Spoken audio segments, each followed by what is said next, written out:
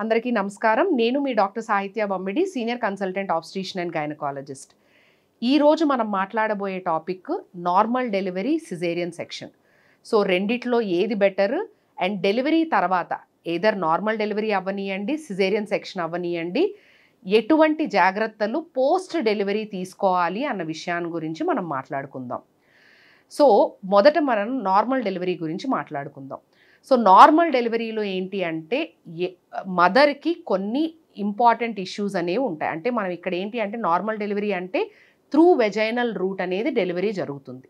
So vaginal రూట్లో delivery జరిగేటప్పుడు మనం అక్కడ చిన్న ఎపిజియాటమీ అంటే ఒక చిన్న కట్ లాంటిది ఇచ్చి బేబీని డెలివరీ చేసే అంటే డెలివరీ చేసే అవకాశం అనేది చాలా ఎక్కువగా ఉంటుంది. ముఖ్యంగా మొదటి ప్రెగ్నెన్సీ ఉండే ఆడవాళ్ళల్లో ఎపిజియాటమీ ఇవ్వటం అనేది చాలా కామన్గా చూస్తూ ఉంటాం అన్నమాట. సో డెలివరీ అయిన తర్వాత మీరు తీసుకోవాల్సిన జాగ్రత్తలు కానీ మీరు పాటించవలసిన విషయాలు కానీ ఏంటి అంటే, ఒకటి బ్రెస్ట్ హెల్త్ అంటే బ్రెస్ట్ ఫీడింగ్ గురించి మీరు చూసుకోవాలి. పాలు ఇచ్చిన తర్వాత పాలు ఇచ్చిన ముందు కూడాను ప్లెయిన్ వాటర్తో బ్రెస్ట్ని క్లీన్ చేసుకొని ఫీడింగ్ ఇవ్వటం చాలా ఇంపార్టెంట్. ఫీడింగ్ ఇచ్చిన తర్వాత అంటే ఎవ్రీ ఆల్టర్నేట్ బ్రెస్ట్ అనేది మీరు చూసుకోవాల్సి ఉంటుంది. ఒకే బ్రెస్ట్లో అంటే ముఖ్యంగా కుడివైపు అయితే కుడివైపే ఇవ్వటం, లేదంటే ఎడంవైపు అయితే ఎడంవైపే ఇవ్వటం కాకుండా ఆల్టర్నేట్గా మీరు బ్రెస్ట్ని మార్చుకోవటం వలన ఏమవుతుంది అంటే మీ బ్రెస్ట్ మిల్క్ ఒకే బ్రెస్ట్లో నిండుగా ఉండటం అనేది అది అవాయిడ్ చేయవచ్చు అనమాట.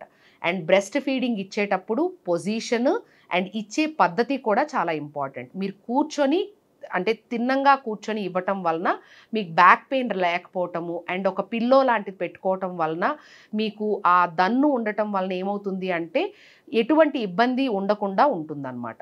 సో మీరు ఇచ్చేటప్పుడు వంగి ఇచ్చినా లేదంటే స్ట్రైట్గా లేకుండా ఇచ్చినా కూడా బ్యాక్ పెయిన్ అనేది చాలా సివియర్గా ఉంటుంది. కాబట్టి మీ పొజిషన్ కూడా చాలా ఇంపార్టెంట్. బేబీని ఎలా పట్టుకుంటున్నారు, ఏ విధంగా అంటే నిప్పులు ఏరియోలా రెండు కూడా బేబీ మౌత్లోకి వెళ్తుందా లేదా, ఇవన్నీ కూడా చాలా ఇంపార్టెంట్. సో మీరు డెలివరీ అయిన తర్వాత మీ గైనకాలజిస్ట్ని మీరు అడిగితే మీకు వాళ్ళు పొజిషనింగ్ ఎలా కూర్చోవాలి, ఏ విధంగా ఫీడింగ్ ఇవ్వాలి అన్నది మీకు క్లియర్గా ఎక్స్ప్లెయిన్ చేస్తారు.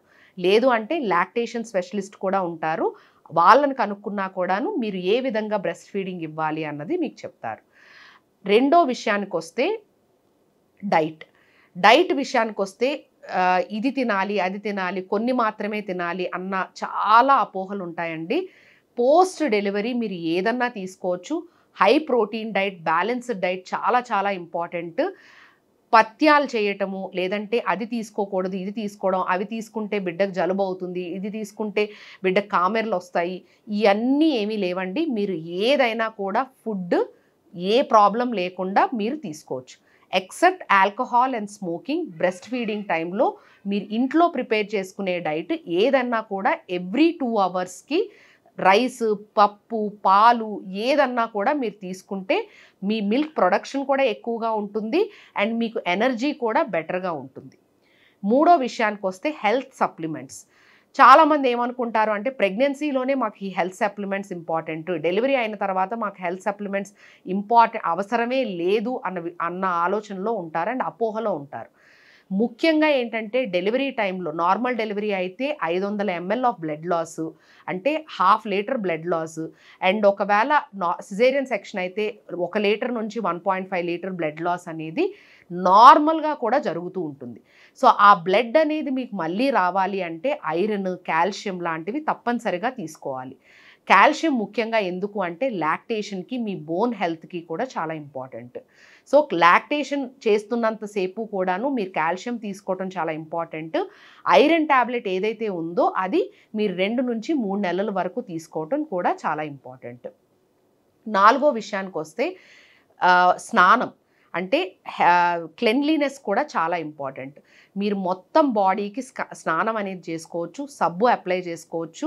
అంటే స్నానం చేసుకోకుండా ఉండటాలు దానివల్ల ఏమవుతుంది అంటే మనం ఉండేది ఇండియన్ కంట్రీ కాబట్టి ఇది ముఖ్యంగా ఏంటంటే మనం వార్మ్ క్లైమేట్స్లో ఉంటాం కాబట్టి మనకి స్వెట్ పట్టడం చాలా కామన్గా చూస్తూ ఉంటాం. సో ఆ స్వెట్ పట్టడం వలన కూడా ఇన్ఫెక్షన్స్ అవ్వటము, పుండు అనేది అంటే మనం సిజేరియన్ వూండ్ వూండ్ కానీ లేదంటే ఎపిజియాటమీ వూండ్ కానీ ఇన్ఫెక్ట్ అవ్వటం అనేది చూస్తూ ఉంటాం. సో ముఖ్యంగా స్నానం చేసుకోవటము, క్లెన్లీగా ఉండటము, ఏదైతే ఎక్కడైతే మనం ఆపరేట్ చేస్తామో ఆ ఏరియాని కొంచెం డ్రైగా పెట్టుకోవటం చాలా ఇంపార్టెంట్. ఐదో విషయానికొస్తే మెంటల్ హెల్త్. మెంటల్ హెల్త్ విషయానికొస్తే ఏంటి అంటే చాలామంది కోపప్ అవ్వటం, అంటే మదర్ డెలివరీ అవ్వంగానే వాళ్ళకి చాలామంది చాలా ఐడియాస్ ఇస్తారు. అంటే బిడ్డ విషయానికొస్తే బిడ్డ ఇలా ఉంది అలా ఉంది అన్న ఒక కామెంట్స్ ఒకటి. రెండోది ఏంటి అంటే ఇది తింటే పాలు పడతాయి, అవి తింటే పాలు పడవు, లేదంటే ఇది తింటే బిడ్డకి కామెర్లు వస్తాయి. ఇవన్నీ చాలా అంటే చాలామంది ఏంటంటే ఇంట్లోనే వాళ్ళకి కావాల్సిన వాళ్ళకి తెలిసినవి ఏవో ఒకటి చెప్తూ ఉంటారు. అవన్నీ కాకుండా మీకు మీ డాక్టర్ ఏం చెప్పారో అవి మాత్రమే విని అవి మాత్రమే పాటించడం చాలా ఇంపార్టెంట్. ఎందుకంటే ఇవన్నీ వినే కొద్దీ ఏంటంటే మీరు కన్ఫ్యూజ్ అవుతారు అండ్ మీ మెంటల్ హెల్త్ కూడా చాలా డిస్టర్బ్ అవుతుంది. దానివల్ల ఏంటంటే ఇన్ని ఒపీనియన్స్, ఇన్ని ఆప్షన్స్ వచ్చేసరికి ఏంటంటే మీ కన్ఫ్యూజన్లో మీరు నిజంగా బిడ్డకి కరెక్ట్గా మీరు ఇస్తున్నారా లేదా అన్న ఒక నెగిటివ్ థాట్స్ అనేది మీ మైండ్లో స్టార్ట్ అయ్యి మీ మెంటల్ హెల్త్ చాలా డిస్టర్బ్ అవుతుంది. So post pregnancy every mother is unique, every mother have their own kind of treatment. And మీరు ఆ గిల్ట్ కాన్షియస్ అనేది పక్కన పెట్టేసేసి మీ బేబీకి ఎవ్రీ 2 hours మిల్క్ ఇవ్వటము, ఒకవేళ నైట్ పూట కుదిరితే బ్రెస్ట్ మిల్క్ ఎక్స్ప్రెస్ చేసుకొని మిల్క్ ఇవ్వటము, ఆ టైంలో మీరు కొంచెం రెస్ట్ తీసుకోవటం, ఇవన్నీ కూడా చాలా ఇంపార్టెంట్ అండి. సో ఇవన్నీ కూడా మీ గైనకాలజిస్ట్తో కానీ మీ ఆబ్స్టిట్యూషన్తో కానీ డిస్కస్ చేస్తే మెంటల్ హెల్త్ ఇష్యూస్ మాత్రం దాన్ని అంటే ఏముందిలే నెమ్మదిగా బాగానే అయిపోతాను అన్న థాట్ ప్రాసెస్ వద్దు.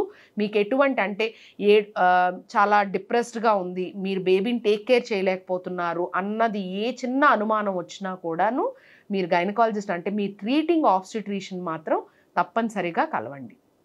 ఇవన్నీ పక్కన పెడితే వూండ్ కేర్ అనేది చాలా ఇంపార్టెంట్. ఎపిజియాటమీ అంటే నార్మల్ డెలివరీ జరిగిన టైంలో ఏంటి అంటే ఎపిజియాటమీ వూండ్ ఇచ్చామనుకోండి, అంటే కింద వెజైనల్ ఏరియాలో చిన్న కట్ అనేది ఉంటుంది. సో మీరు అది క్లీన్ చేసుకునేటప్పుడు ఫ్రంట్ టు బ్యాక్ క్లీన్ చేసుకోవటం, ఆ డ్రైగా పెట్టుకోవటం చాలా ఇంపార్టెంట్. అండ్ మీరు పీరియడ్ ప్యాంటీస్ లాంటివి యూస్ చేసుకోవడం వలన మీరు అక్కడ బ్లడ్ అది అక్యుములేట్ అవ్వకుండా వెట్గా ఉండకుండా బెటర్ అవుతుంది.